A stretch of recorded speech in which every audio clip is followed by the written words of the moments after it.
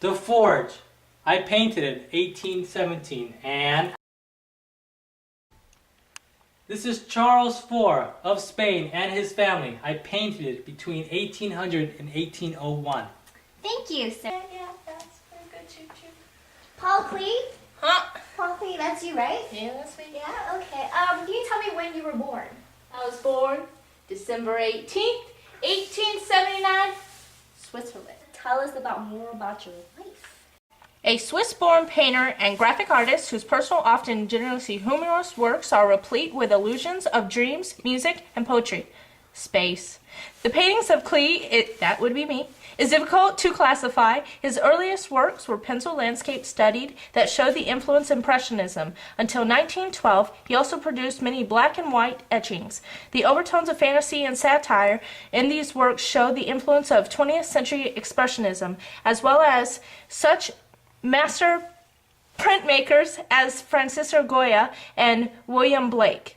His friendship with the painters of Wesley Kandinsky and August Matt prompted him to join the Blue Rider, an expressionist group that contributed much to the development of abstract art.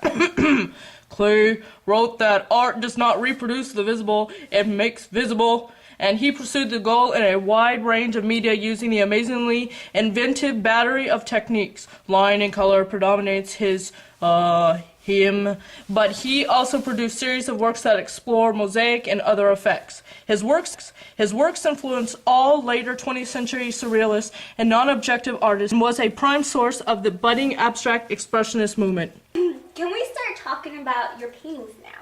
Can you tell me about this one? Yeah.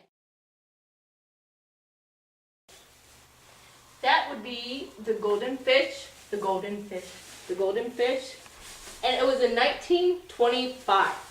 Oh, okay. Can you explain the subject matter? Sure. It's about fish. Fancy fish, not so fancy fish. That would be Nemo from Finding Nemo. Yep, that's Nemo. All different kind of fish, and kind of like corals and the blacks and the blues, and makes you happy, and angry flower fish eye. And it flows that way. Everybody flows that way. So can you tell me what type of painting this is? Yes. It is representational. Okay, so Yes. what about the form? That's a fancy form. That would be oil and watercolor on paper, on cardboard. Can you tell me about the content? Yes, we would be glad to. The content is this. There is the golden fish, scarlet fins, with a pink eye, glides gracefully through the water, the black and blue water, and all the fish, the lesser fish, swim away from it, and itself is a sign of fertility. Any context? Well, the context is pretty tricky. You see this fish, this is the golden fish, and all these other fish pay homage to it. And the fish is noble, it's bright, it has solitude. That would be me. Whether the art world knows it or not, I am that golden fish. I am their golden fish, and choo-choo's. And what about your theme? Well, my theme is art and nature, because fish are part of nature, and that's some awesome art. That's some awesome art. Very awesome. Awesome. What about the 8 traits? Fluency, because it's a free flow of ideas from my mind, and it represents me and my ideas, and they just flow to the page and the cardboard. Okay, so can we talk about the next painting? Let's start with this one. Sure, Choo-Choo is going to help me. Okay. This is Diana in the Autumn Wind. I painted it in 1934. Oh, okay. What about visual element? Just one. Motion, because the leaves, they look like they're going about, and the clothing looks like it's going about. Ooh, okay. What about principle of design? Just one. Balance, because balance of blotches, see, I balanced them. And there's a balance of clothing, see, some goes this way, some goes this way. It's a happy place. Happy. Okay, so we're going on to the next painting. This one. Tell me about it.